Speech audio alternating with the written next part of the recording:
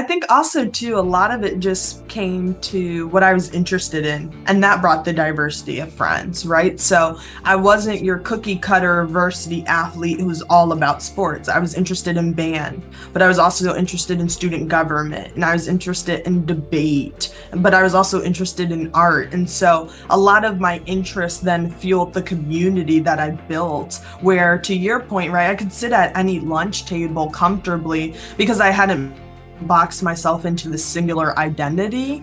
But honestly, it also early on in my life made it clear to me how the importance of being able to talk to different people from different backgrounds and just the beauty in that diversity. And so for me, I love being at a table where I know the least because I get to learn the most. So I always want everyone to have that balance, but we're also in many ways a startup. So you gotta put in what you get out, right? I always say that, like, you want to be super successful in life, it takes a lot.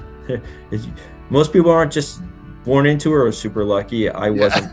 I think I was pretty lucky in certain ways, but I wasn't born into it. But I think that there's plenty of time to relax, hopefully. I'm always trying to get that balance. It's just coming a little later than I want. The one thing that I think kept me really going was just that made it easier was that this was my choice, right? Life didn't happen to me. Nothing happened to me, and I was not feeling sorry for myself because I chose this. And I said, I chose this. And in some really weird way, even amongst all that, I was like, I'm still happier than I was in my previous life doing something that wasn't mine, right?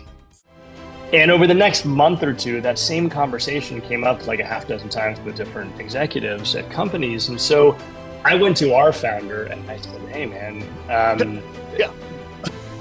there's demand, right? Like they're looking for, they don't quite know how to articulate it, but this is what they're looking for. And nobody's doing it. Let's be in this space. And Steve, you and I are talking today because he decided he wasn't interested. And so I was able to attract great talent and compete with the bigger agencies because, we were smaller. We tried to do as best we could in terms of benefits, and we were very comparable. But at the end of the day, other people, whether they had children or not, they wanted to ride their horses in the morning. They wanted to take a run in the morning. They didn't want to sit in traffic all day. It was really a wonderful lifestyle. Some of the reason for wanting to start a company was to help people grow professionally and to try and create a culture that people were interested in being part of. And because I know that because I was a part of other cultures and I derived a lot of pleasure and satisfaction from that. So, and I don't successfully do it all the time, but I would like to create an environment and atmosphere like that. And then I always feel good, and I think most human beings feel good when they're giving. Yes. I want to be. I frequently say to myself, I want to be successful so I can comfortably continue to give.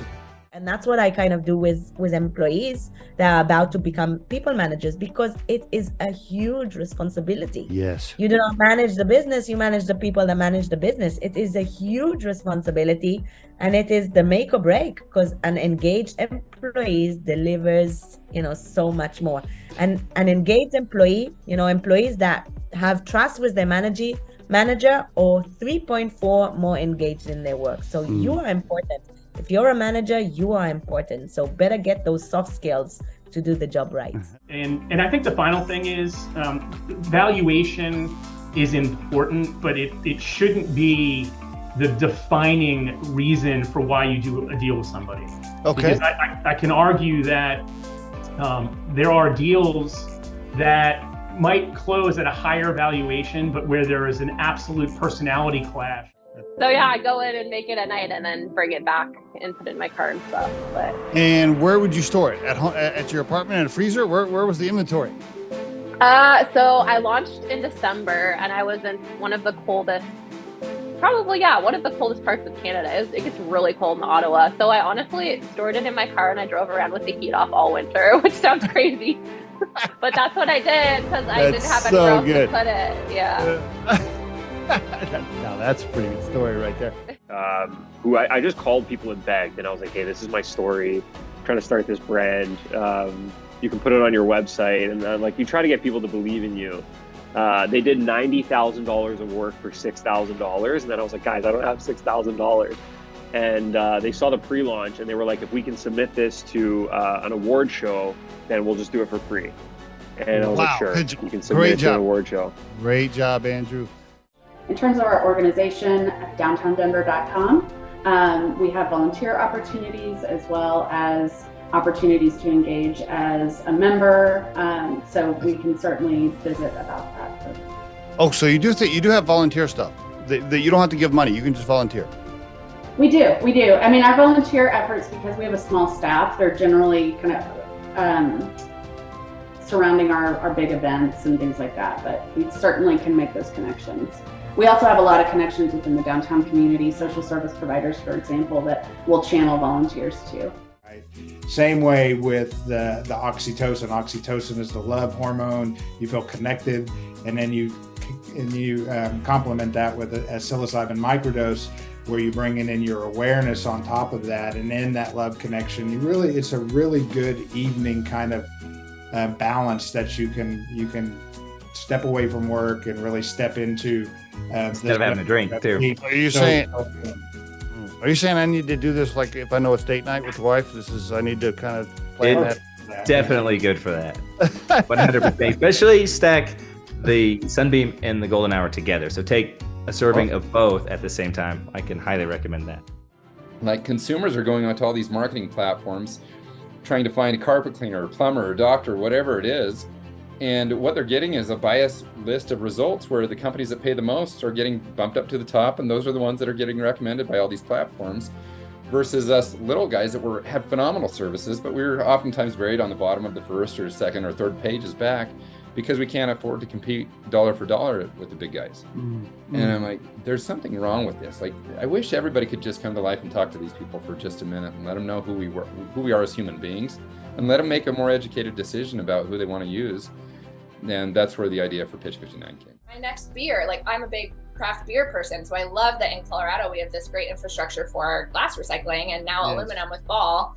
But like, this tone of voice that I'm using now, instead of like, yes, there are these terrible working conditions, which is true. And like, it's such a balance, because we say ease without apathy. That's one of our company values. Okay. Because I want people to be able to, our whole mission is making it easy and convenient for people to shop in alignment with their values, people's and businesses. And that doesn't mean I want to remove them from the realities of the problems that we're solving. So that's where the without apathy comes in. But it has to be both. It doesn't just get to be like doomsday shaming people, trying to trick people into making this impact. It's just not going to work. You know what? The biggest lesson that I think I have is applicable to everybody, no matter what type of a career that they're considering, is that life and career are never going to work out the way you're planning. There is not a single step in my career that worked out the way I planned it. And especially not the last 6 years since I retired from the Air Force. None of that has worked out like I planned it. But wherever you are, just go kick it in the hind end and give it everything you got, and you're going to grow and bloom from there in great ways that you never expected. And she's like, I need to see you in my office. I'm like, sure.